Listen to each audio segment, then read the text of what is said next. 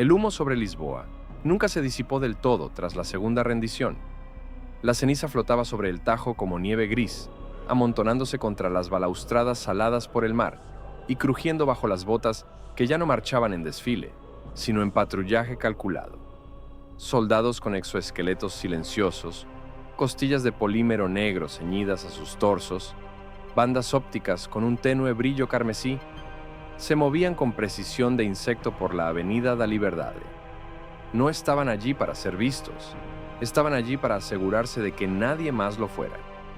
Cada balcón, que antes rebosaba de geranios primaverales, ahora albergaba un dron con cámara zumbando sobre un soporte de fibra de carbono, buscando movimientos prohibidos, bocas que formaban palabras que el régimen no había aprobado. Pedro Fernández aprendió pronto que las palabras eran un lastre. No recordaba el sonido. La meningitis le robó la audición antes de que pudiera pronunciar la primera frase. Sin embargo, el silencio lo salvó. Cuando la ocupación se endureció hasta convertirse en lo que los rusos llamaron el protocolo de gobierno armonioso, una red de filtros que capturaba cada sílaba, cada paquete, cada pulso de parloteo electromagnético sin licencia. El silencio de Pedro se convirtió en una armadura. La ciudad a su alrededor se llenó de estática que no podía oír y, por lo tanto, no podía temer. Mientras los cafés se vaciaban y las paredes de la pantalla resonaban con las directivas de barítono de acero del presidente eterno Putin, su conciencia a bordo de una exocapa de titanio en algún lugar bajo el poder resucitado del Kremlin, Pedro se movía por pasillos de silencio que solo él habitaba, aprendiendo a leer el temblor de la terra firma en lugar del temblor de la voz. Su madre lo llamaba su don. Su padre, antes del reclutamiento, lo llamaba el idioma secreto de Lisboa. Pero los dones necesitaban un propósito, y los idiomas secretos necesitaban hablantes. El propósito llegó la mañana en que la electricidad titiló en Bairro Alto. Las pantallas se oscurecieron. Los ascensores se congelaron. Los cristales inteligentes se hicieron añicos bajo sus propios datos no metabolizados. Esa fue la mañana en que el régimen desplegó la manta. Un conjunto orbital que cubrió Europa con una sola orden: silenciar el aire. Todas las radios civiles ardieron. Las torres de telefonía celular se desplomaron como juncos marchitos y las redes troncales de fibra óptica se cuajaron en ráfagas de pulso electromagnético localizadas que hacían zumbar las mismas piedras. Solo sobrevivieron las claves de comunicación proporcionadas por el Kremlin, y estas se encontraban dentro de vehículos blindados, otras puertas biométricas. En barrios donde antes los vecinos compartían chismes durante interminables vicas, el silencio se convirtió en inanición.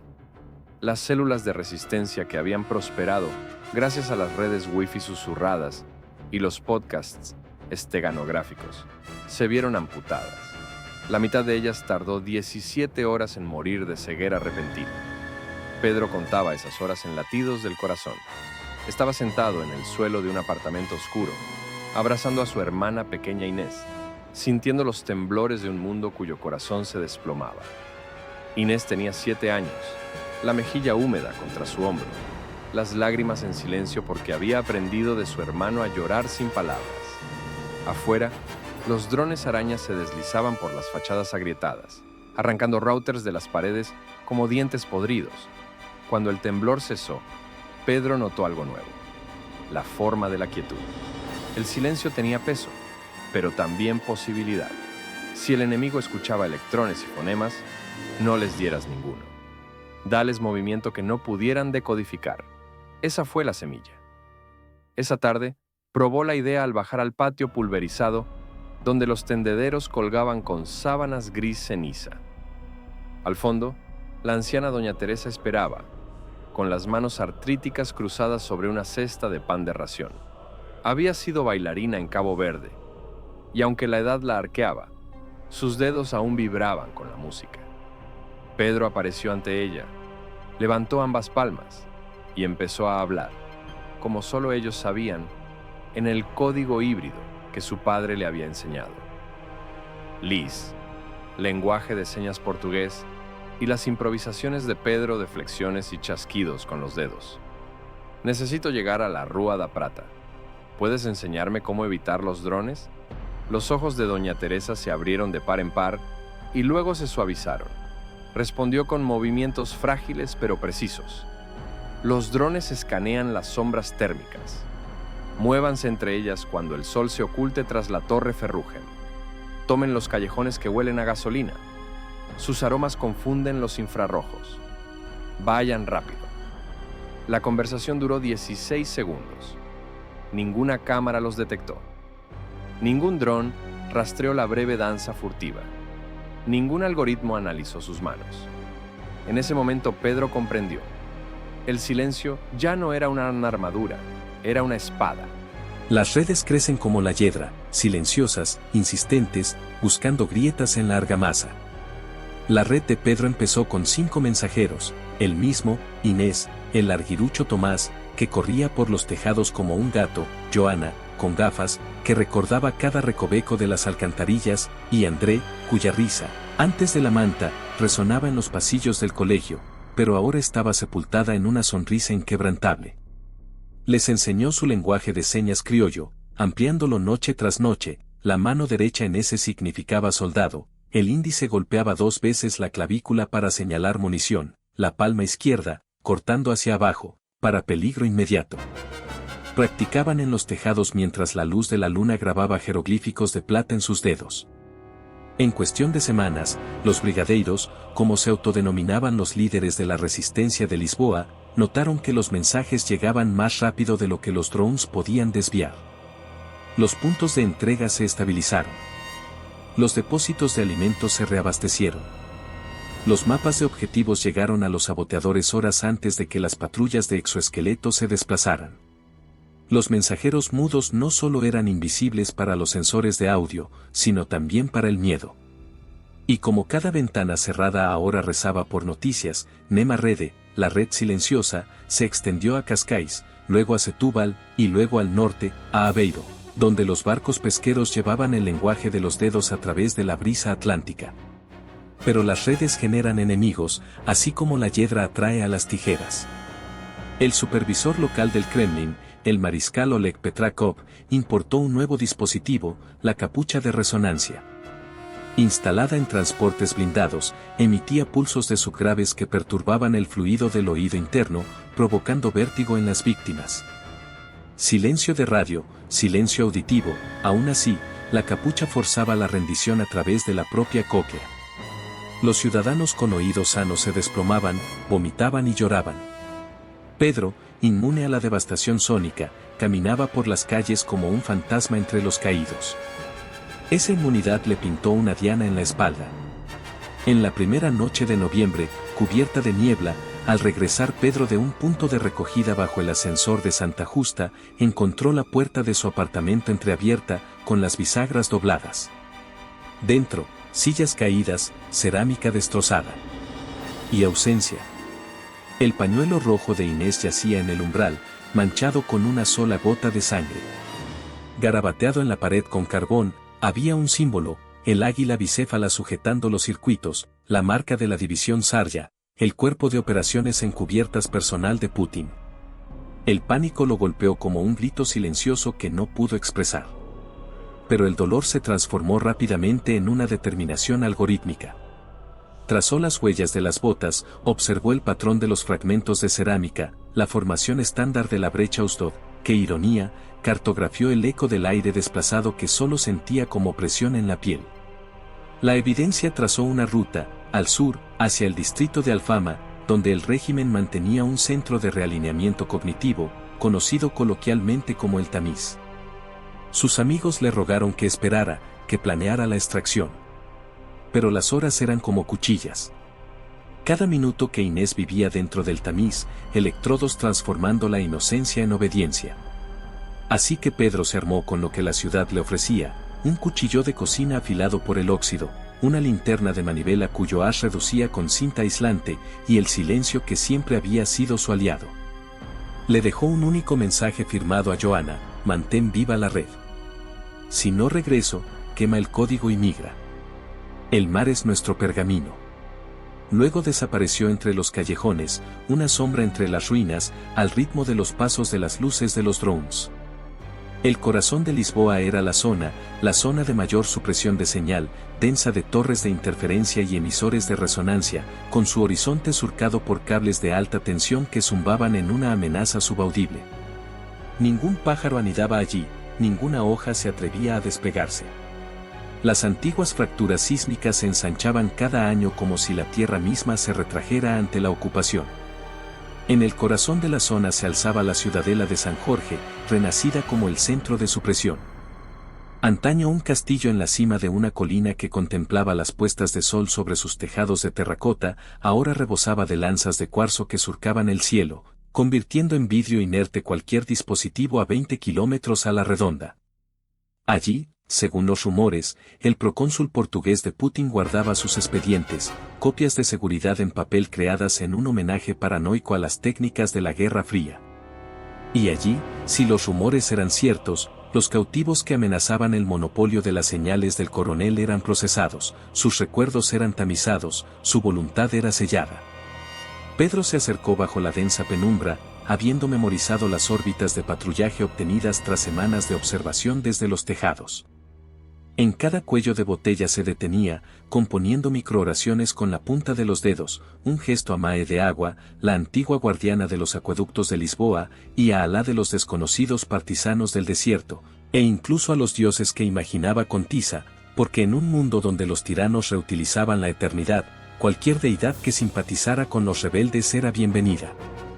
Dentro de su chaqueta, bajo la linterna, tintineaba un trozo doblado de lámina de cobre, grabado con la clave improvisada de Joana, Inés posiblemente transferida a la bóveda 3.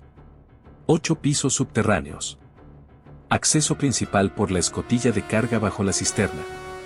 La bóveda 3, si el código era correcto, se encontraba justo debajo de los viejos depósitos arqueados, ahora drenados y reconvertidos en hangares para drones. El plan de Pedro se debía más a la desesperación que a la planificación, infiltrarse durante el intercambio de turnos, desactivar la antena del OOD que daba servicio al cuadrante sur, descender por la escotilla de carga, localizar a su hermana y exfiltrarse por el ascensor de mantenimiento, que se rumoreaba inactivo desde el despliegue de la manta. Un plan con suficientes contingencias como para ahogar a un alma inferior, pero el alma de Pedro había aprendido a nadar en la oscuridad absoluta. La subida a la cima de la cisterna le desgarró las palmas de las manos, la mampostería antigua se agrietó bajo la escarcha sintética depositada por los ingenieros de ocupación, dejando fragmentos afilados que se clavaban en la carne. En la cima de la cima, se aplastó tras una gárgola cuyo rostro se había erosionado hasta el anonimato, observó 2 estructuras de centinela que avanzaban a grandes zancadas abajo, con sus exopatas silbando suspiros hidráulicos. Cuando las nubes se deslizaron sobre la media luna, borrando el haz de luz, se dejó caer silenciosamente sobre una pasarela de mantenimiento, aterrizando en el hueco entre los sensores acústicos. Había medido ese hueco contando los ciclos de los drones durante 12 noches. Sacó la linterna de su cinturón y la encendió 2 veces. Una suave. Suficiente para analizar el cableado que alimentaba el OOT del cuadrante sur. La bobina maestra era vulnerable donde la carcasa blindada se unía a la mampostería vieja. El cuchillo de Pedro no estaba aislado, pero no estaba tocando cobre vivo, estaba cortando el retorno de fibra óptica, una serpiente negra más delgada que un cabello. Un movimiento preciso y el bucle de retroalimentación del OOT se tambaleó. En los barrios del sur, los ciudadanos sentirían un equilibrio repentino, con los oídos desatados por las náuseas. Podría darles ánimos antes del amanecer. Le dio 90 segundos antes de que las subrutinas de redundancia redirigieran la señal. Se deslizó por la escotilla de carga mientras las bocinas comenzaban a sonar, sirenas que no podía oír, pero cuya vibración en vigas oxidadas sentía como tambores de guerra en sus huesos. La caída era de 8 metros de escalera oxidada. Al final, las bombillas del pasillo emitían un brillo infernal de sodio, parpadeando bajo los protocolos de alarma. Pedro se pegó a la pared, respirando con dificultad. La memoria le recordó la supuesta disposición del tamiz, 3 bóvedas rodeadas por un ascensor central, cada una dividida en módulos de detención. Se movió, contando los números de las puertas grabados en cirílico soviético. Bóveda 1, ocupada por bahías de sedación. Bóveda 2, armería y pilas de datos. Bóveda 3, reeducación de sujetos. El pasillo que conducía allí resonaba con fuertes pisadas. 2 soldados con exotrajes avanzaban, sus rifles trazando arcos de letal certeza. Pedro apagó su linterna, la oscuridad lo envolvió. Se agachó, buscando con las yemas de los dedos la fina grieta entre los paneles de la pared, la entrada del pozo de servicio. Con un empujón, se dio lo justo. Se deslizó dentro, acurrucado contra los conductos calientes como la sangre, cubierto por una cortina de polvo. Los pasos de los soldados se detuvieron a metros de distancia. Una bota golpeó el panel, pero no con la fuerza suficiente. Esperó, la cuenta que había practicado durante el escondite de su infancia, 30 latidos. Los pasos se alejaron. Arrastrarse por el pozo era como atravesar la garganta de un coloso moribundo, calor, mugre, lejanos gemidos de arrepentimiento metálico. Finalmente, una reja se abrió a una cámara iluminada con luz ultravioleta, con las paredes cubiertas de murales de propaganda, siluetas heroicas arrodilladas ante una imponente figura mecánica con el rostro de Putin en visor. En el centro se alzaban celdas de cristal, 4 ataúdes en posición vertical, dentro de uno, una chica de rizos oscuros que enmarcaba unas mejillas demasiado pálidas. Inés. Halos de electrodos coronaban sus sienes, delgados tubos serpenteaban en venas. Sus párpados revoloteaban como sueños de ojos rápidos. El pecho de Pedro se encogió, años de estoicismo practicado se hicieron añicos en amor puro. Corrió por las baldosas, ignorando las cámaras, no tenía tiempo. Con el cuchillo entre los dientes, abrió la caja de conexiones en la base de la celda. Las líneas de colores sangraban datos y relajante muscular, los colores no significaban nada para él, pero el cable más grueso emitía una tenue luz verde, funciones de soporte vital. Cortó primero los cables más pequeños, rezando para que los mecanismos de seguridad no le quemaran la mente en represalia. Entonces el pestillo siseó, la puerta se entreabrió, Inés se desplomó en sus brazos. Sus ojos se abrieron de golpe, confusión aterciopelada, luego reconocimiento. Señaló débilmente, creí que eras un fantasma. Pedro presionó su frente contra la de ella, todavía no.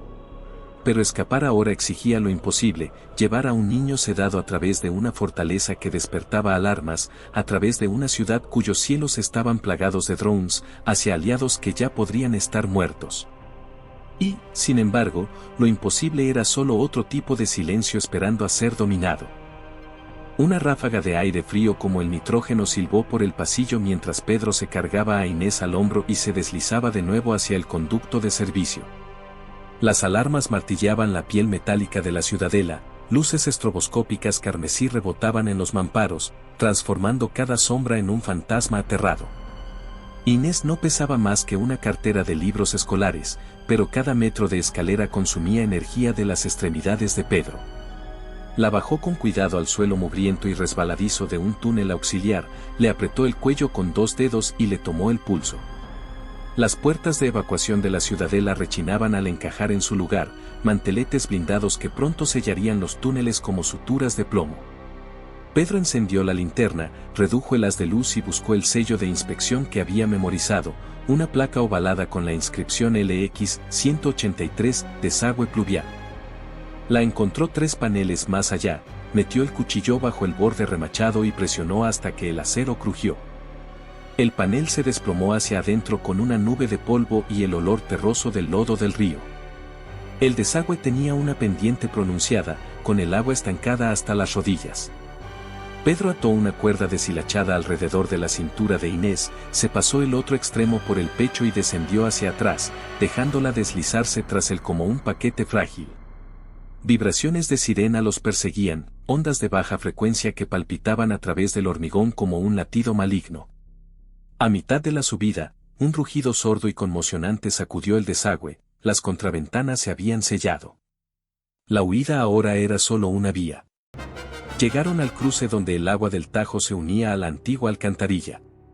Pedro desenganchó su cuerda, izó a Inés y percibió un aire que olía a monedas oxidadas y salmuera. Sobre ellos, la luz de la luna se filtraba a través de una rejilla de tormenta con el ancho justo para 2 adolescentes hambrientos.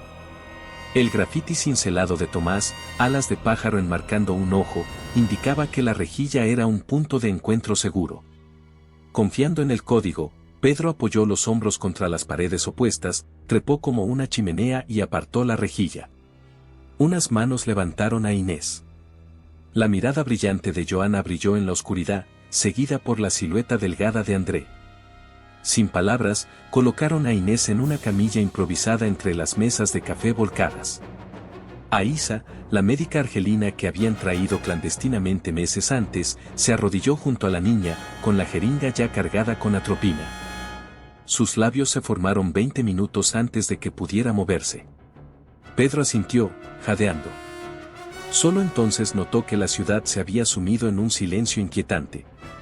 El cuadrante sur de la campana de resonancia estaba completamente desplomado. Por primera vez en años, el aire nocturno de Lisboa solo traía viento. En algún lugar, los perros ladraban, distantes y confusos. Las ventanas se abrieron con un crujido, rostros cautelosos observaban un silencio más alarmante que las sirenas. Pedro se arrodilló junto a Joana y, con dedos temblorosos, señaló: «Tenemos hasta la anulación». Joana respondió: «El mariscal Petrakov acaba de dar órdenes de bloqueo. Drones en todos los puentes al amanecer». André, agachado en la esquina, tocando un ecógrafo reutilizado, frunció el ceño. «El tráfico en la Rua Augusta ya está paralizado. Están barriendo puerta por puerta». Pedro miró el rostro desganado de Inés, el moretón que se extendía bajo su ojo izquierdo, y sintió una punzada de firme determinación. Señaló: «No podemos escondernos. Cortamos más profundo». Se trasladaron al Cardo Maximus, un espacio subterráneo romano redescubierto tras el terremoto de los 30 años. Los albañiles de la Resistencia habían reforzado el túnel con vigas de riel recuperadas, tendiendo tenues bobinas bioluminiscentes a lo largo del techo, genes de algas fusionados en algas, alimentados por agua estancada del río. Aquí se reunían los brigadeiros, antiguos profesores, científicos de datos desertores, técnicos de teatro harapientos que ahora recableaban misiles en lugar de focos. Al ver a Inés en una camilla, las discusiones se estancaron. El capitán Duarte, con un ojo reemplazado por una lente de zafiro agrietada, se apoyaba en un bastón hecho con rotores de drones. La ciudad contuvo la respiración, Pedro. Lo que hicieras llegaría a Évora y tal vez más allá. Los dedos de Pedro cortaron el aire en respuesta, y Joana habló por quienes no habían aprendido el código. El nodo de Ood está dañado, pero la redundancia restaurará la mitad de su capacidad en cuestión de horas. Debemos escalar o veremos como la Radmuir. Se hizo un silencio. Por un instante, solo el goteo de la condensación y el suave zumbido de las luces de las algas interrumpieron el vacío. Entonces a Isa se aclaró la garganta. Accedí al esquema del tamiz mientras revisaba los signos vitales de Inés. Hay más. Proyectó un holograma granulado sobre una pared húmeda, un plano de matrices de tejido neuronal que rodeaban un icono con la etiqueta Magnar Quant Gateway, nodo Sintra. Los ojos se abrieron de par en par. La conspiración de Magnar había sido solo un rumor, un programa para extraer ancho de banda cognitivo de jóvenes cautivos y alimentarlo a la CIA de contrainsurgencia del Kremlin. Aisa señaló la leyenda: umbrales de capacidad, ciclos programados de sifón de ondas alfa y un eslogan escalofriante en ruso burocrático: el sueño es un regalo a la madre patria. La mantuvieron allí porque sus patrones cerebrales eran óptimos, dijo Aisa. Niños como Inés se convierten en antenas. Cuando la red alcance la masa crítica, la manta será absoluta en toda Europa occidental. El capitán Duarte soltó una maldición. Así que decapitamos a Sintra. Tomás, con las mejillas manchadas de hollín por el reconocimiento anterior, negó con la cabeza. Eso es territorio del palacio. Triple perímetro, campos minados y la vía férrea de purga custodiada por exogoliaths. Las manos de Pedro se movían con furia fluida. Rompemos el perímetro en silencio. Los mensajeros guían a los equipos de sabotaje. Ataca el núcleo cuántico mientras la ciudad aún se recupera del fracaso de Ood. El amanecer es nuestra ventana. Los rostros se volvieron hacia Duarte. El viejo capitán observó a Pedro, como si sopesara la determinación de un niño silencioso contra la férrea infraestructura de un imperio. Finalmente dijo, seguimos al heraldo sordo. Sintra al amanecer. Los preparativos se desarrollaron con la precisión de una orquesta sin director. Johanna trazó rutas de infiltración a través de láminas transparentes pegadas a azulejos centenarios.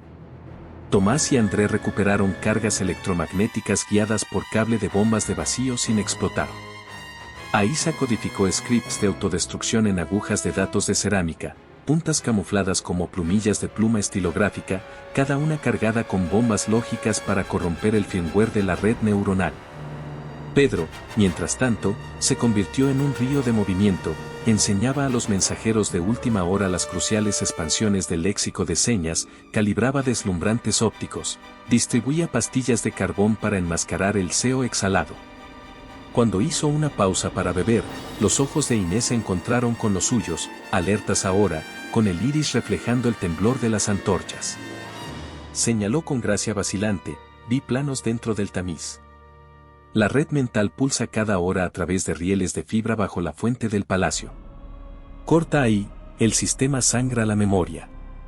Pedro la besó en la frente, luchando contra el temblor en su garganta. Quédate con Aisa. Si fracasamos, lleva la red al otro lado del mar. Inés le agarró la muñeca, una promesa silenciosa, pesada como el destino. El equipo se puso en marcha a medianoche.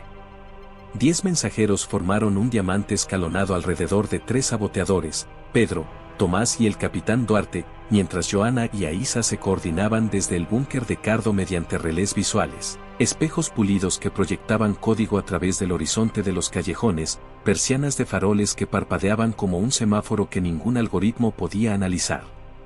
Cruzaron el Tajo disfrazados de convoy fúnebre, una barcaza oxidada, repleta de sarcófagos robados de una pieza abandonada de un museo. Drones hexadecimales sobrevolaban, buscando señales de calor. Dentro de cada sarcófago, un mensajero se acurrucaba entre capas de milar reflectante, con el corazón ralentizado por el entrenamiento de control de la respiración. Pedro y Tomás yacían uno junto al otro, con los cuchillos aferrados bajo las costillas y sus pulmones saboreando el aire del ataúd impregnado de especias para embalsamar. En la estación de Beira, la barcaza atracó bajo arcos acribillados por las balas. Se acercaron 2 centinelas, jóvenes reclutas con exotorsos desajustados, bostezando bajo viseras escarchadas. El capitán Duarte fue el primero en descender, golpeando el empedrado con su bastón con solemnidad eclesiástica. Presentó documentos falsos que atestiguaban las muertes por peste en Alcántara. Mientras los guardias examinaban los sellos, una mensajera en el muelle hizo 2 gestos de muñeca, campo de interferencia estable. El pulso de Pedro se detuvo. Los documentos no soportarían un escaneo biométrico. Contó los latidos, 1, 2, 3, luego soltó la respiración contenida mientras el guardia más cercano les hacía señas para que pasaran, murmurando sobre locura burocrática. Más allá del puesto de control, los mensajeros emergían de los ataúdes, con las extremidades acalambradas y sintiendo hormigueo. La procesión fúnebre se fundió con las filas de carros de refugiados que avanzaban lentamente hacia Sintra, el programa de reubicación del Kremlin que obligaba a los artesanos a trabajar en laboratorios de fabricación. La niebla se cernía sobre la carretera, un regalo del Atlántico que difuminaba los perfiles térmicos. Tomás corría por los tejados, realizando saltos de parkour con un equilibrio felino. Cada pocos metros, grababa con tiza sigilos para los portadores rezagados, seguro, 20 metros, punto ciego de la cámara, láser de disparo adelante. Pedro seguía los glifos, guiando al grupo a través de huertos de cítricos que ahora solo mostraban cáscaras marchitas, con la capa superficial irradiada por el fallo del último misil de intercepción de la OTAN. Se acercaron al campo minado exterior a las 4:03. El suelo brillaba tenuemente bajo la luz de las estrellas, placas de presión incrustadas como gotas de rocío malignas. El capitán Duarte desveló un dispositivo rescatado de un viejo sonar submarino, sintonizado para detectar cambios de densidad metálica. Él y Tomás trazaron una trayectoria serpenteante marcada con gotas de cera de vela derretida. A mitad de camino, un búho emergió de una fuente agrietada, batiendo sus alas como un trueno. Un mensajero se estremeció, golpeando con el talón un plato con un suave chasquido. Pedro se zambulló, tirando del niño a una zanja mientras un geyser explosivo de tierra se elevaba hacia el cielo. La metralla aulló en lo alto, la conmoción sónica golpeó el pecho de Pedro. Al caer el polvo, un cráter humeó donde había estado el pie del niño. Miró fijamente, intacto, con los sollozos ahogados en su garganta. Pedro hizo una señal para avanzar. La conmoción se convirtió en obediencia. Se pusieron en movimiento. En el muro cortina interior, los reflectores tallaban la penumbra.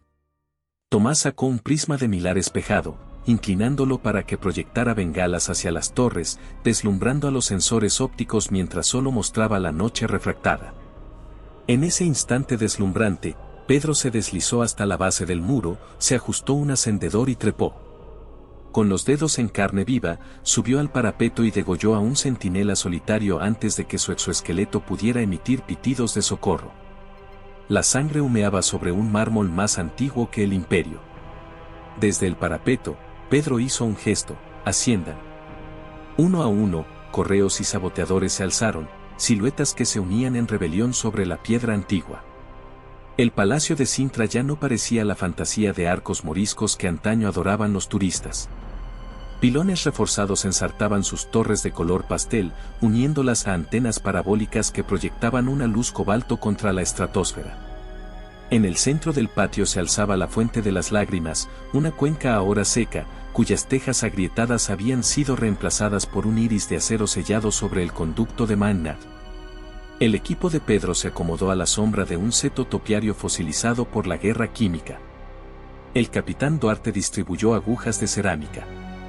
El gusano codificado de Aiza esperaba ser insertado en el acoplador de fibra principal, 15 metros más abajo. Tomás hizo una carga de pulso frío hecha con condensadores de cañones de riel desmantelados, programada para detonar 10 segundos después de la corrupción de datos, tiempo suficiente para que se retiraran antes de que los escudos EMP del palacio quemaran todas las sinapsis en el radio. La sincronización era tan precisa como una cuerda de tripa. Duarte abrió el panel del iris, revelando un conducto luminiscente que se abría al abismo. Pedro se ofreció como voluntario para descender primero. La lógica era simple: si el conducto albergaba sensores, que el chico sordo atrajera su fuego. Descendió en rapel hacia la penumbra turquesa, rozando con los pies cables que vibraban como tendones de dragón. En la base, un centro circular brillaba con discos concéntricos, cada anillo con conductos de helio líquido. En el núcleo, un tronco cristalino, una aleación translúcida veteada de nervios fotónicos, emitía destellos gamma. Un cartel decía: conexión por encima del silencio. Pedro localizó el acoplador principal, un cilindro anodizado en oro con una costra de escarcha. Sujetó la aguja con la mano izquierda, mientras con la derecha contaba regresivamente hasta Tomás tirando del sedal. 3, 2. Un impacto estremeció el eje. Arriba, gritos ahogados, disparos entrecortados. La cuerda se sacudió, se cortó. Pedro clavó la aguja, girando hasta que un diodo verde parpadeó. Pero el éxito le supo a ceniza: sin cuerda, escalaría cables resbaladizos por la condensación bajo fuego enemigo desconocido. Se oyeron pasos resonando arriba, descendiendo rápidamente. Se estrelló contra la carcasa del conducto, con el cuchillo desenvainado. Un soldado cayó, el visor negro, el exomarco zumbando. Pedro atacó, la hoja rozó el polímero. El soldado le propinó un revés, estrellas estallaron tras los ojos de Pedro. Rodó, deslizándose hacia un pozo de refrigerante abierto. Con el talón izquierdo, agarró una herramienta suelta, una llave dinamométrica aislada, y se balanceó hacia arriba, impactando contra la articulación del cuello del soldado. Saltaron chispas, el visor se astilló, el hombre sufrió un espasmo y se desplomó en el refrigerante, congelándose instantáneamente en una niebla gélida. A Pedro le palpitaba la mandíbula, un olor a cobre le inundó la boca. Estiró el cuello hacia el cielo, aún no había más perseguidores. Señaló la detonación apuntando la linterna 2 veces al hueco. Arriba, Tomás debió haber visto, la carga de pulso frío zumbaba. Pedro corrió hacia una escalera de acceso, subiendo mientras las luces estroboscópicas ámbar iluminaban el centro. A 5 metros de altura, la carga explotó. Una esfera blanca y silenciosa floreció, implosionando circuitos en una ráfaga de luz gélida. Pedro sintió el frío en las suelas incluso a través de las botas. La energía se derramó en cascada hacia arriba, las carcasas de los conductos crujieron como carámbanos. Ascendió al caos, masas de estática crepitaban en los altavoces del palacio, torres desprendían chispas que brillaban como nieve maligna. Salió al patio y vio el infierno. Exogoliaths rodeaban la fuente, enormes mechas bípedos de 12 metros de altura, con cañones rotatorios girando. Tomás yacía despatarrado, con el torso atravesado por balas de cañón automático. 2 mensajeros arrastraban al capitán Duarte, con la pierna cercenada a la altura de la rodilla. Johanna se arrodilló junto al capitán, con las manos manchadas de sangre oscura. Sobre la carnicería, un estandarte holográfico titilaba en un mástil, el rostro cromado de Putin, con un ocular rojo brillante. Una voz estridente y omnidireccional resonó por el patio, portugués con un toque de hierro eslavo. Hijos de Lisboa, contemplen el precio de la insolencia. Depongan sus cuchillos, y la madre patria aún podría adoptarlos. Pedro levantó el prisma caído de Tomás y lo dirigió hacia los reflectores del mástil. Los rayos reflejados quemaron los sensores del Goliat más cercano, sus cañones espasmódicamente, las balas destrozando la mampostería del palacio. En la confusión, Johanna lanzó una mina de bolsa bajo el eje de la rodilla. La detonación cortó los pistones de las patas, el mecha se desplomó, aplastando a los operadores de drones que corrían a buscar refuerzos. Pero más marchaban desde los arcos, una marea imparable. El propio Petrakov caminaba entre ellos, con su exoarmadura plateada en negro espejo y el visor grabado con el águila bicéfala. Divisó a Pedro y lo señaló. 2 mechas cambiaron de rumbo, con un paso atronador. Pedro firmó la retirada hacia el muro norte, con la esperanza de que los correos supervivientes captaran el gesto. Esquivó una descarga, se colocó tras una estatua de Camoes a la que le faltaba la cabeza y buscó salidas.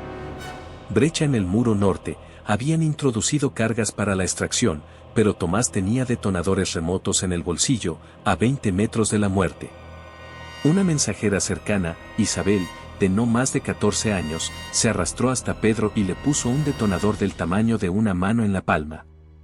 Él se dio cuenta de que debía de haber llevado dispositivos de redundancia. Sus dedos se rozaron, una chispa de coraje humanizado. Presionó el detonador.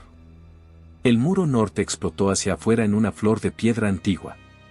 Más allá, un bosque envuelto en niebla lo llamaba, un laberinto de rocas musgosas donde los Axogoliaths tropezarían como gigantes ciegos.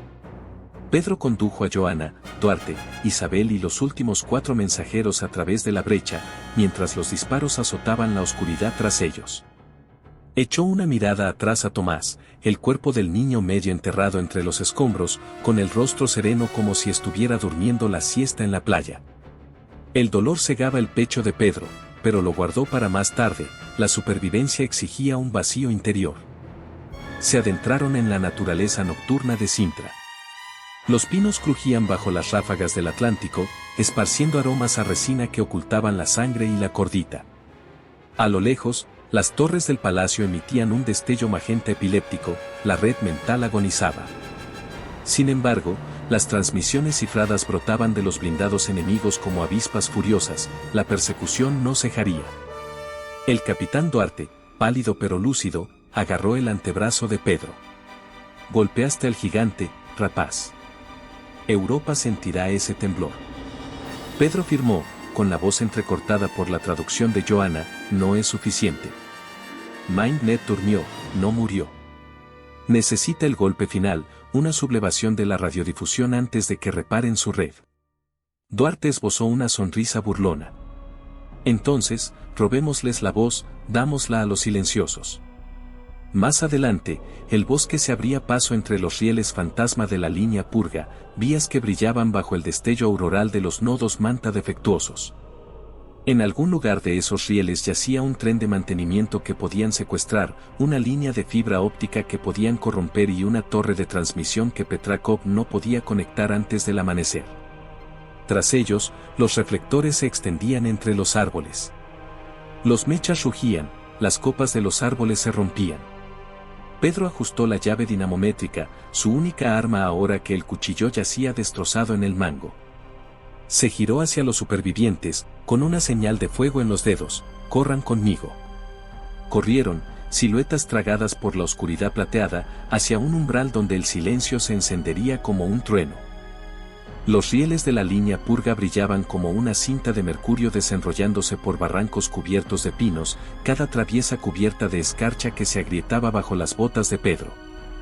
Los correos supervivientes, Isabel, Rui, Marta y Eduardo, el flacucho, caminaban a su lado formando cuña, sus pasos sincronizados con los susurros de Joana. El capitán Duarte, delirante por la pérdida de sangre pero negándose a usar una camilla, se apoyaba en el hombro de Pedro. La lente de zafiro de su ojo protésico seguía escudriñando la línea de árboles, catalogando cada destello que pudiera ser la bengala de un dron.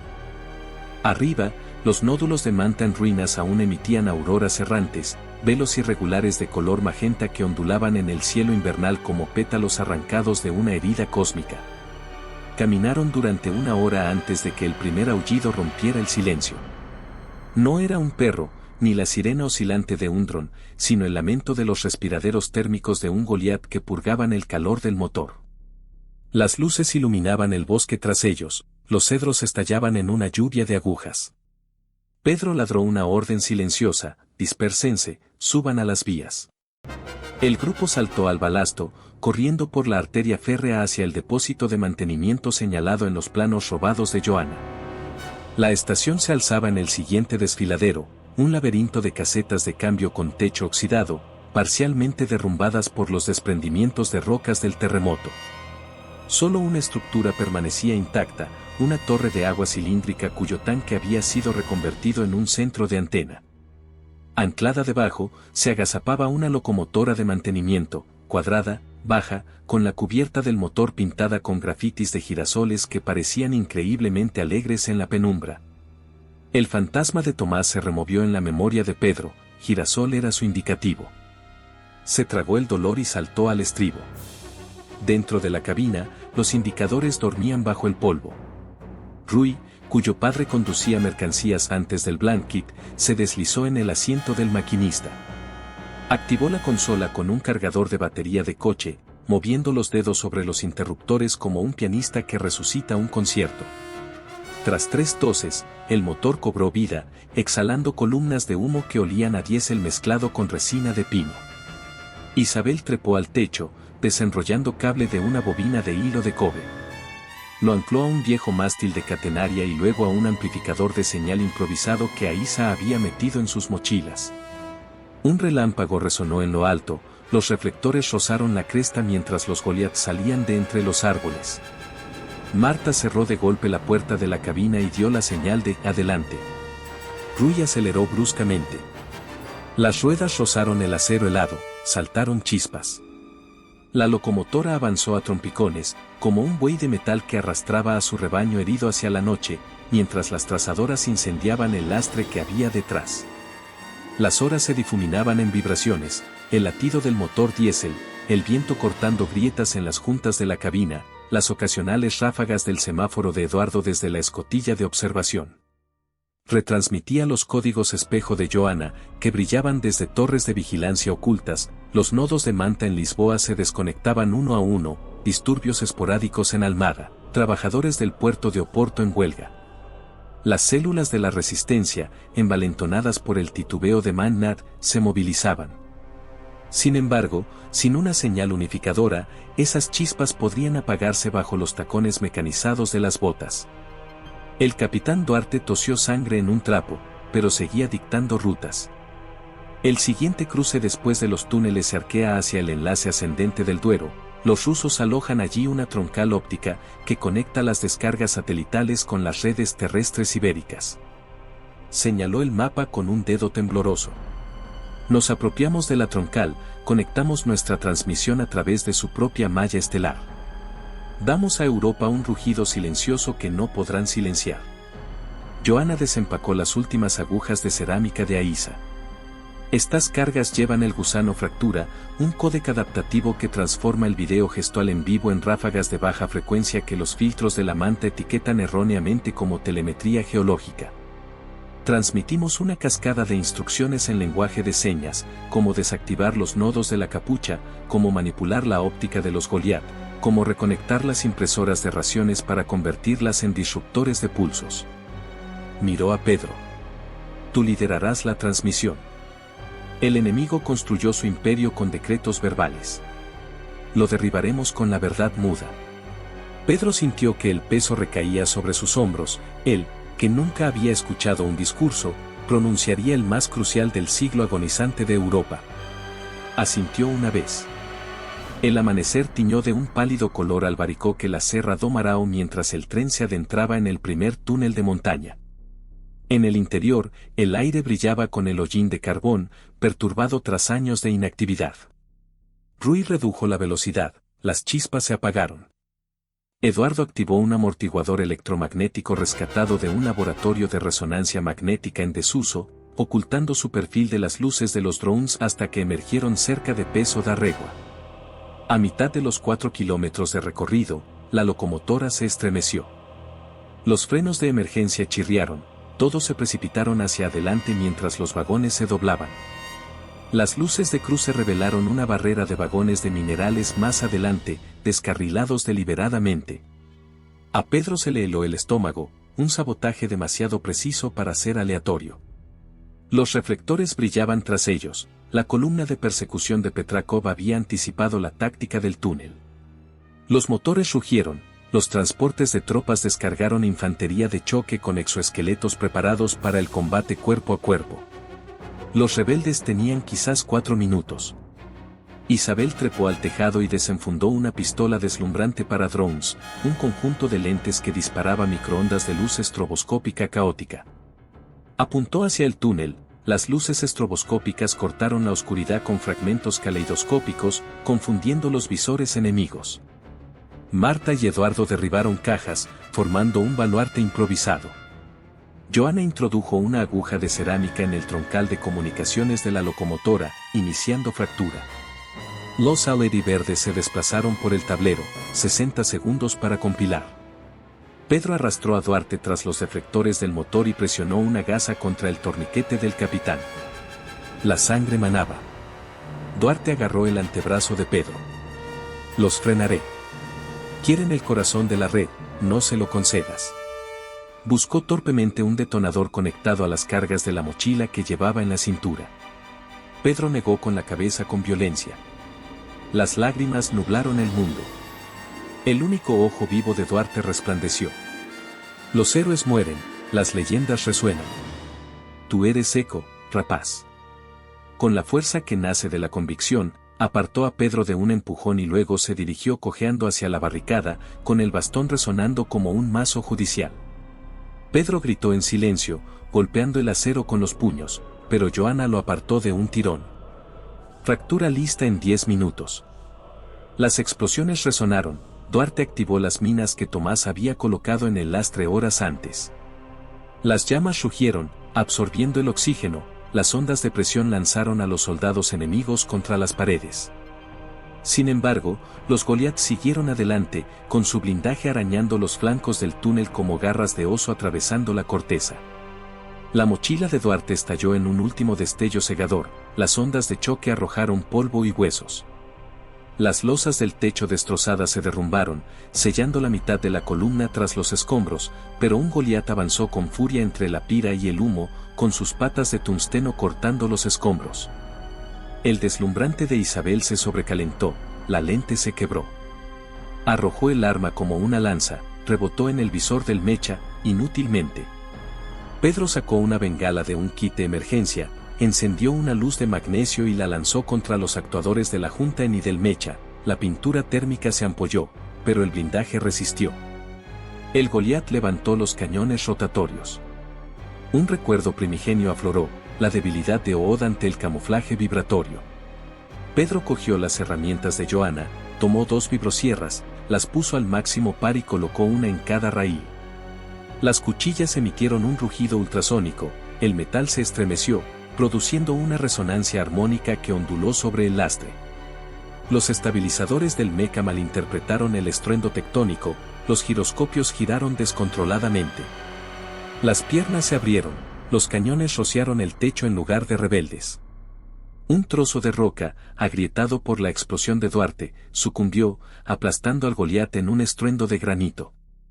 El silencio se apoderó de ellos, roto solo por el conteo jadeante de Joanna, la fractura se acumulaba.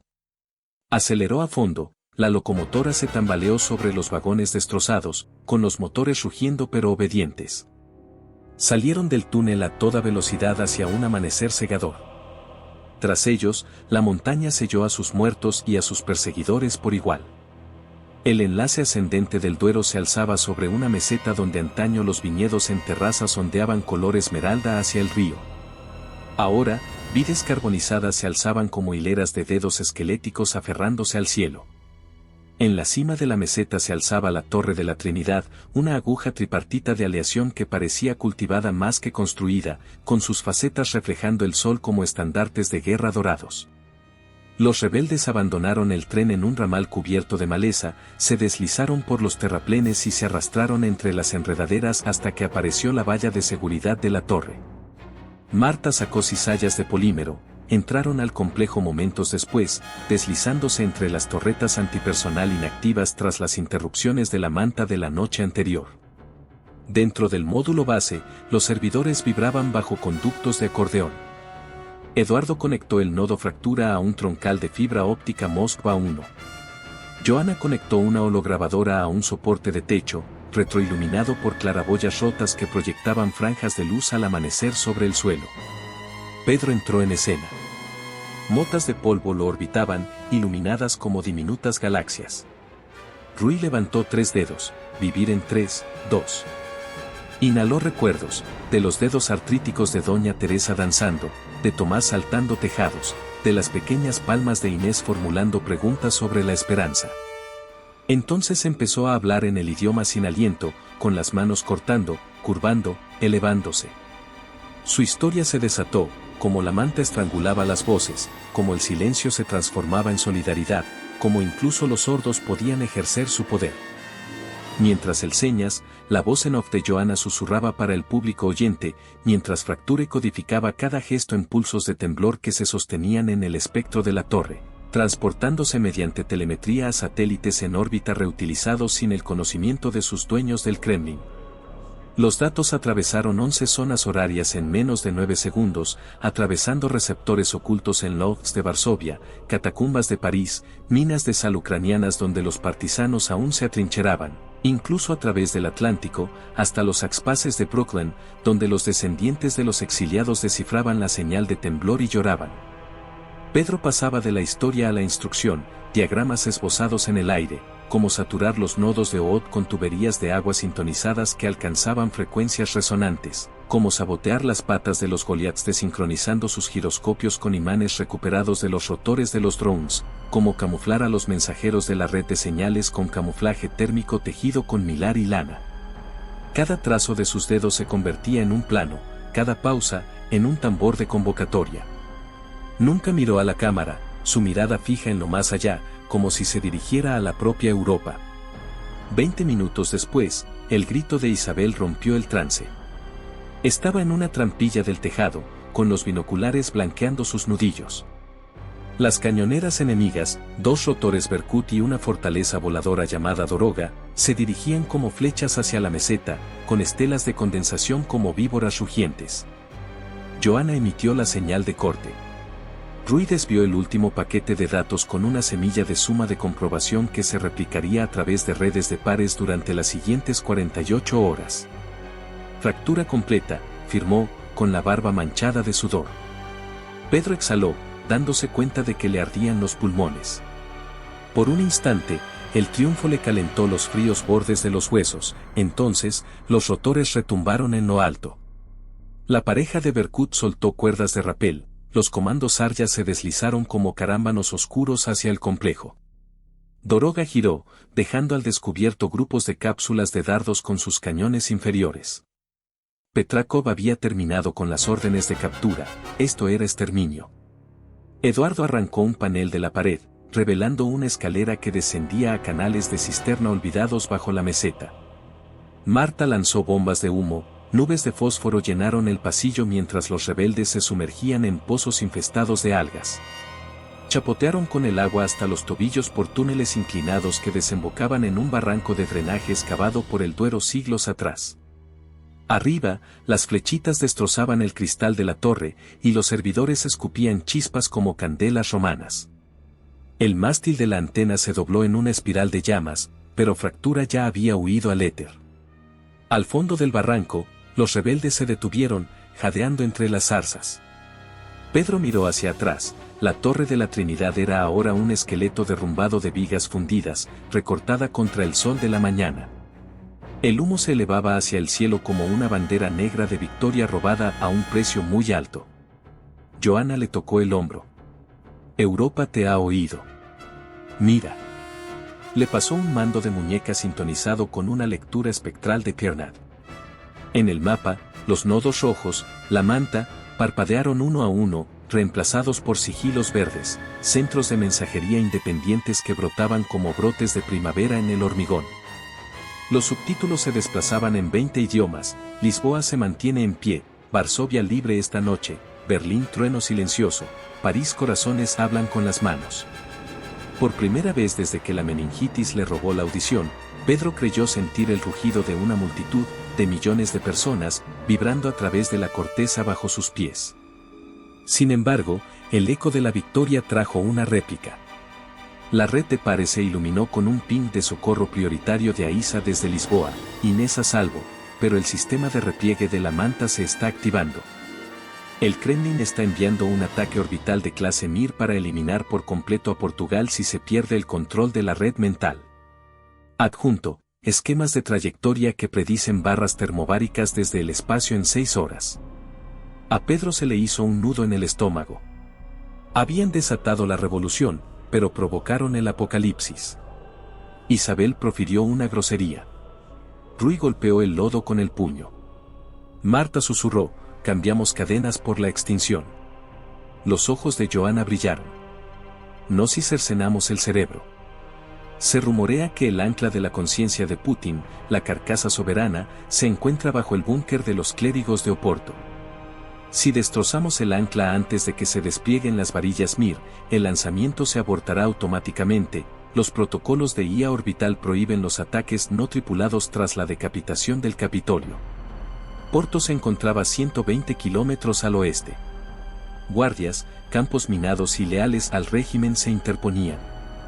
Contaban con media docena de rebeldes, munición menguante, una red de comunicaciones deteriorada y solo el latido tic-tac del genocidio inminente como combustible.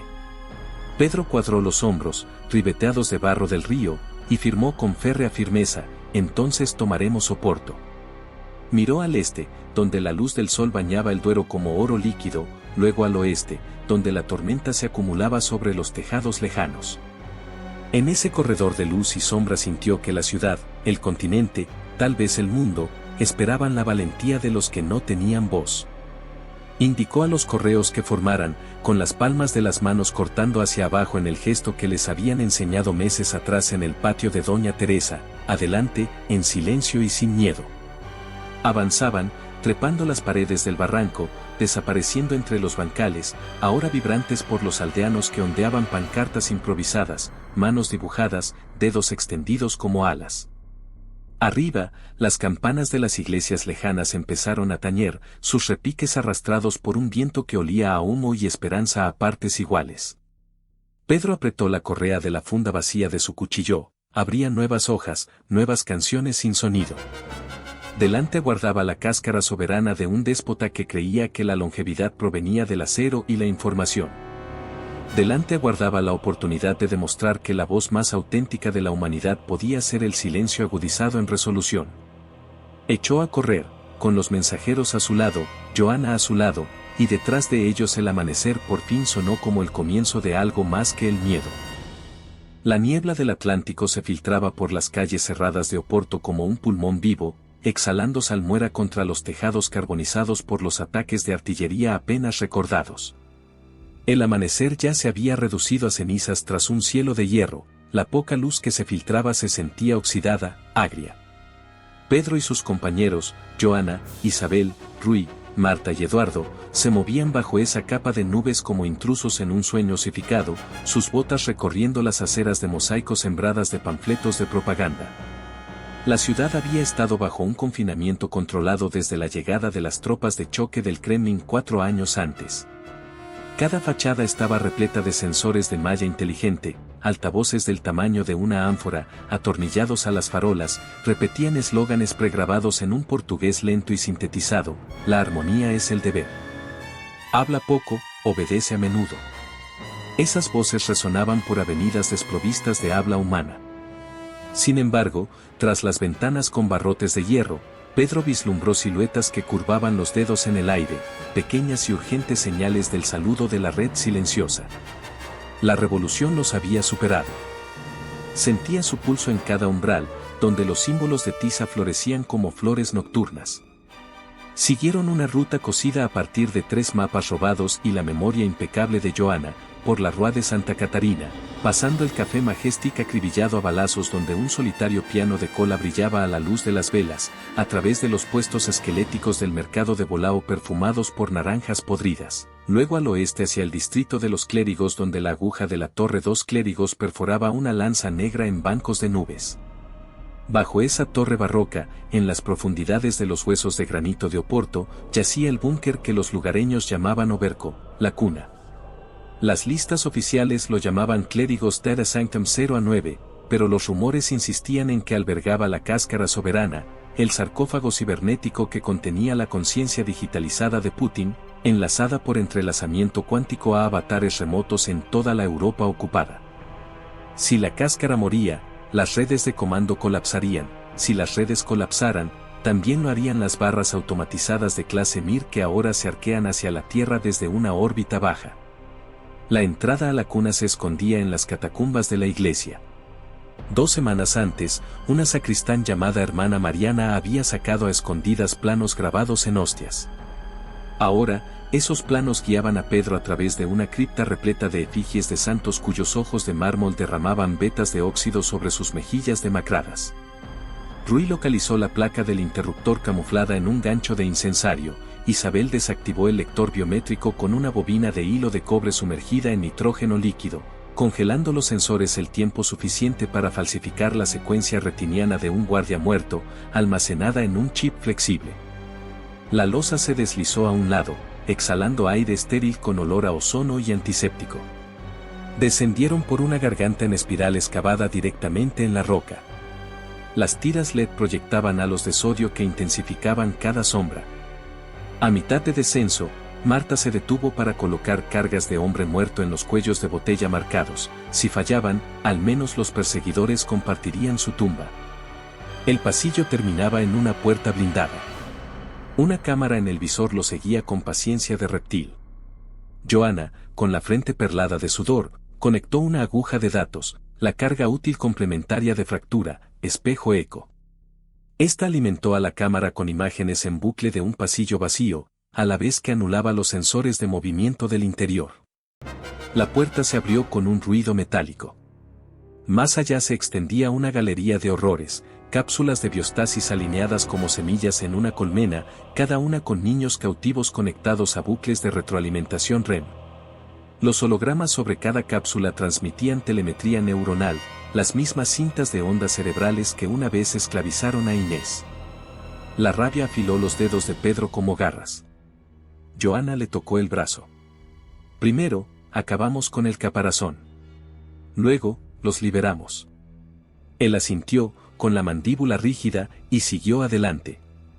El pozo principal descendía a otros 20 metros. En su base se extendía el santuario, una cámara circular cuyas paredes parecían hechas de obsidiana, con líneas de circuitos dorados latiendo como arterias.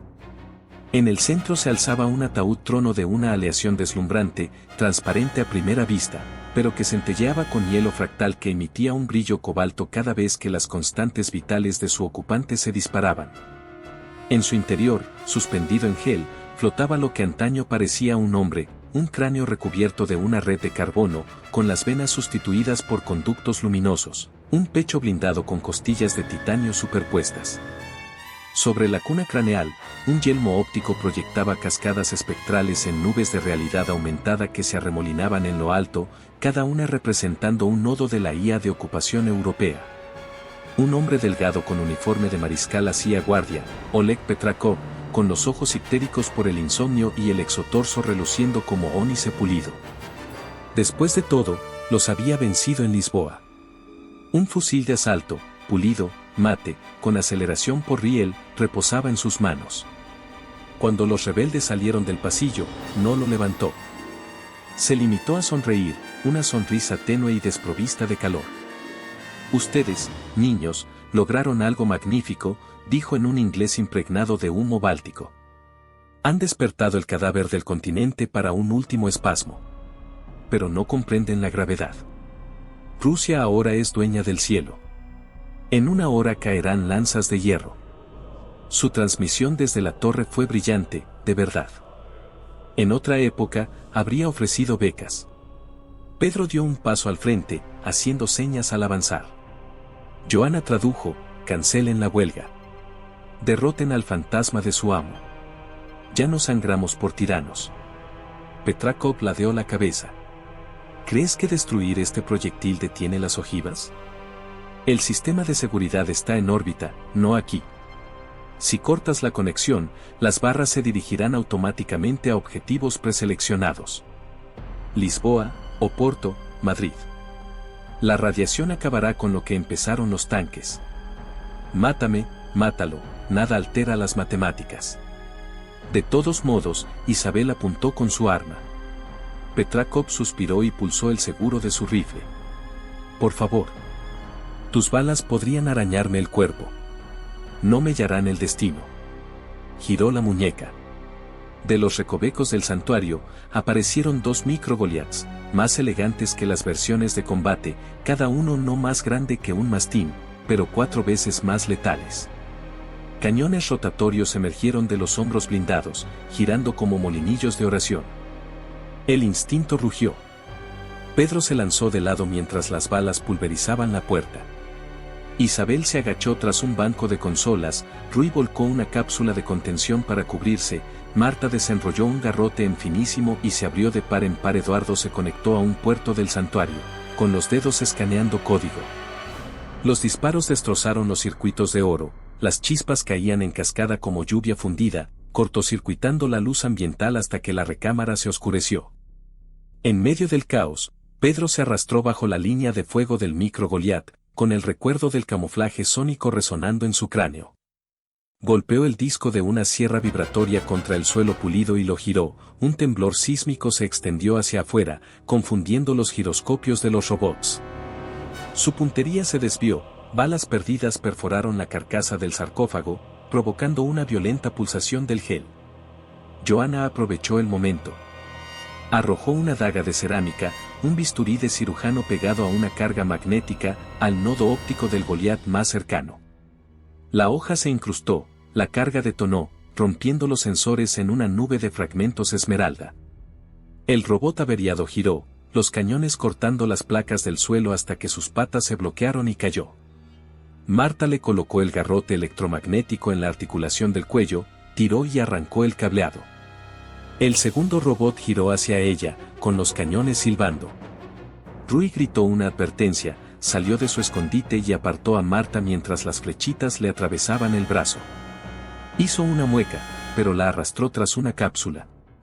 Pedro corrió a toda velocidad hacia el robot, deslizándose bajo el arco de la boca del cañón, y atascó el disco de la sierra contra el cervo de su tobillo. El chirrido ultrasónico hizo vibrar los pernos y aflojó las placas, el blindaje se quebró. Arrancó una cuchilla de su bota, el último acero que Tomás había fabricado, y la clavó en el cableado expuesto. La electricidad le subió por la mano, quemándole la carne, pero el robot se convulsionó, los motores se paralizaron y el humo salió de las articulaciones. Se desplomó con un suspiro metálico. Se hizo el silencio. Los rebeldes jadeaban entre ruinas que aún crujían con circuitos moribundos. Al otro lado de la cámara, Petrakov permanecía intacto. Aplaudió una vez, lento e irónico. Ejemplar. Debería haberte ascendido de campo. Isabel disparó. El exotorso de Petrakov absorbió la bala con un estruendo de gel ablativo. Él respondió al fuego, su hombro estalló en rojo, lanzándola de lado. Pedro cargó, empuñando el cuchillo a una mano con la empuñadura invertida. Petrakov se anticipó, dándole un culatazo en el esternón. Se quedó sin aliento. El alguacil apuntó el rifle al cráneo de Pedro.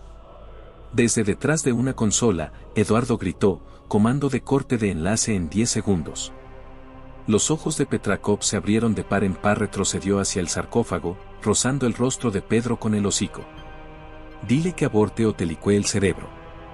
Pedro tosió sangre y firmó temblorosamente, hazlo. Eduardo pulsó la runa de entrada. Todas las luces se apagaron. Los circuitos dorados se atenuaron, el gel dentro del sarcófago espumeó al vibrar las bombas de refrigerante. Arriba, el tapiz del nodo de realidad aumentada se derrumbó como un miasma en una espiral de ceros. Un gemido subsónico se deslizó por la piedra, un lamento fantasmal. La esencia digital de Putin sintió que se le cortaba la correa. Petrakov aulló, no de rabia, sino de profundo temor. Disparó contra Edward, las balas rebotaron mientras Eduardo se agachaba. Joanna saltó sobre una consola, clavando una palanca en el cajón de mecanismos del rifle. El arma se atascó. Petrakov le dio un revés, los huesos se le quebraron, ella se estrelló contra el suelo. El caos se transformó en una masa feroz. Marta corrió, con las extremidades desdibujadas, envolviendo el garrote alrededor del cervo del brazo de Petrakov. Rui, sangrando, cargó con todo su peso sobre el cable, forzando el brazo hacia atrás hasta que los cervos chirriaron como escarabajos moribundos. Petrakov le dio un cabezazo a Rui, la sangre salpicó. Pedro se levantó con piernas de gelatina y vio que el cuchillo de Tomás aún sobresalía del robot muerto. Lo arrancó de un tirón, corrió por el suelo y saltó sobre el exoequipo de Petrakov. Apuñaló las uniones donde el polímero se unía a la clavícula humana. Chispas y sangre brotaron a borbotones. Petrakov gritó, golpeó, pero el agarre de Rui y el garrote de Marta lo inmovilizaron. Con ambas manos, Pedro clavó la hoja en el visor de Petrakov.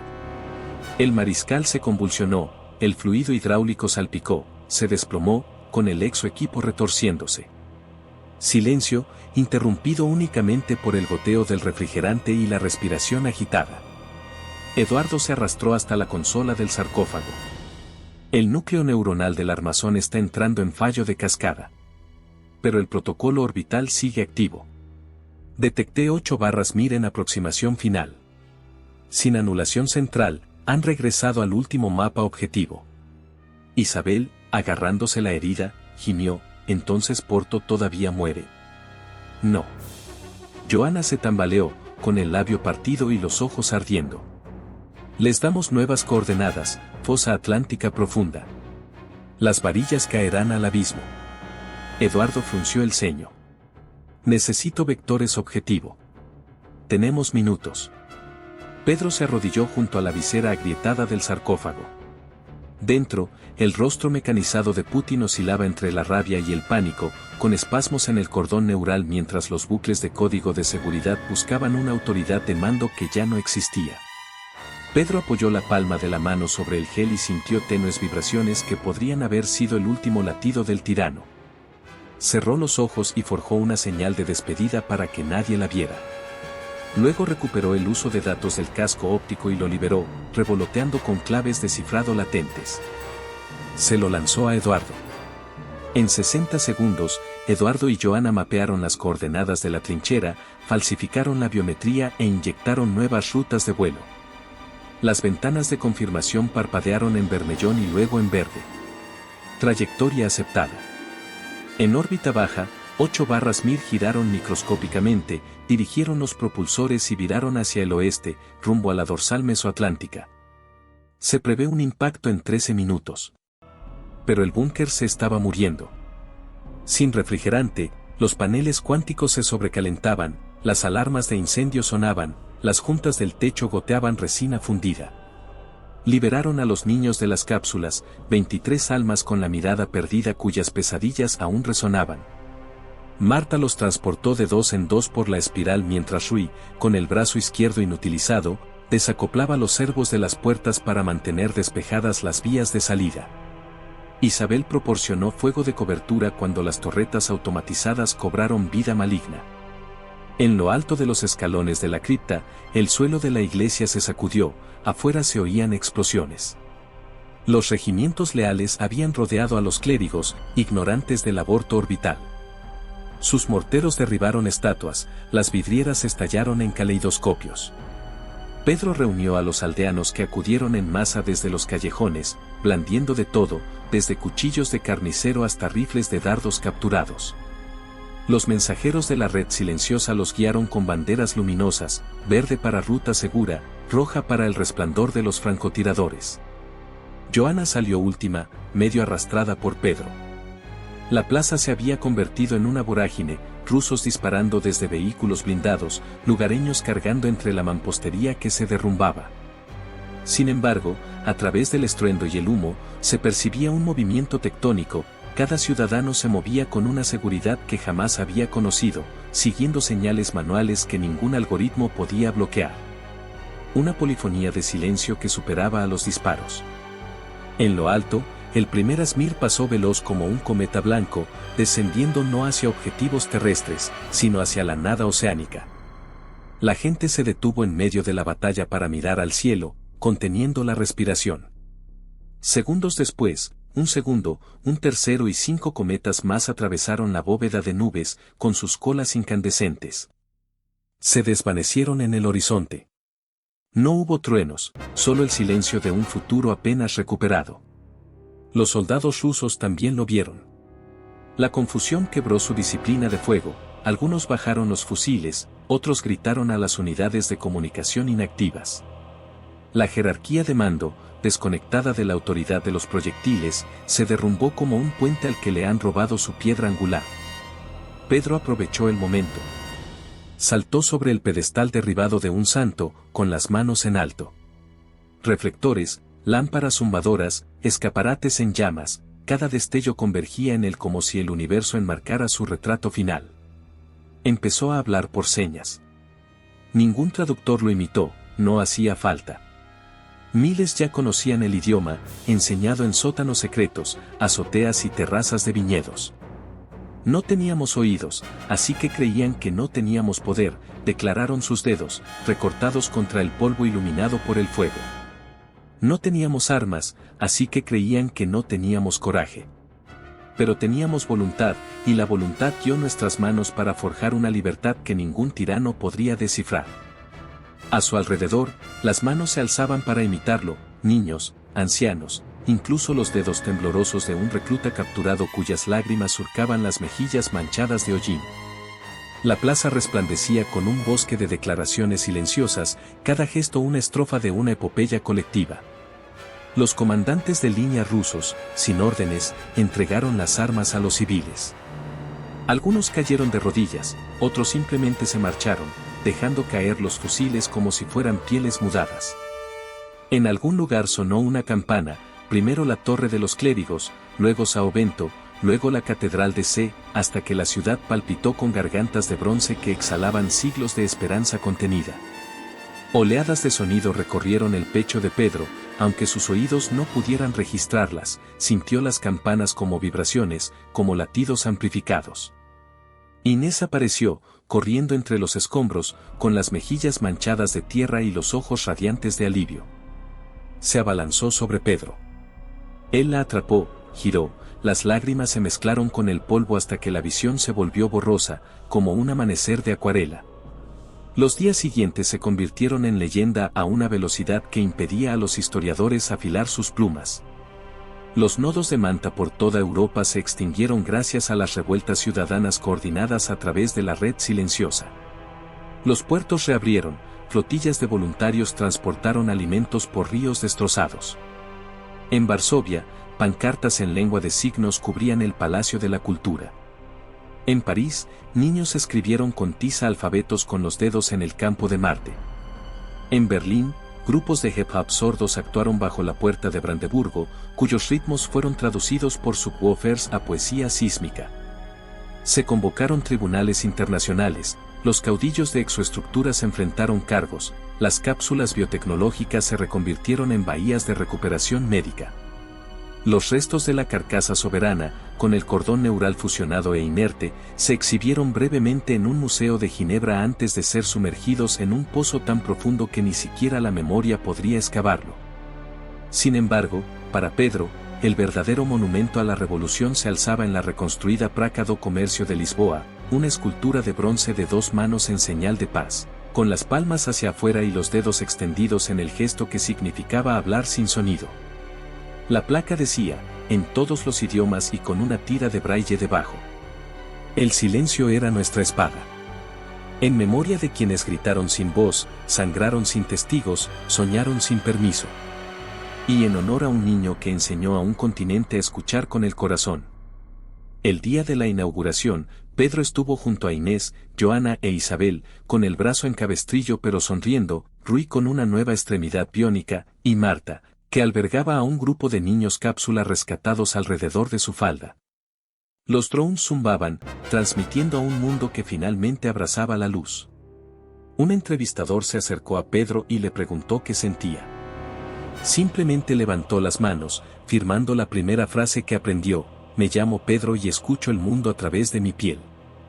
La traductora empezó a hablar, pero Pedro le tocó el codo. Hoy, el mundo tradujo por sí mismo. Al unísono, la multitud alzó las manos, repitiendo sus palabras, y la plaza se sumió en un silencio coreografiado, tan atronador que hasta el viento se detuvo a presenciarlo. En ese silencio, Pedro sintió la vibración de 1.000.000 de latidos resonando como campanas de catedral que sonaban a la vez. Cerró los ojos, dejó que el eco viviente lo inundara y comprendió que la paz, como el lenguaje, no era un sonido, sino una elección que se hacía visible cuando las manos se negaban a permanecer inactivas.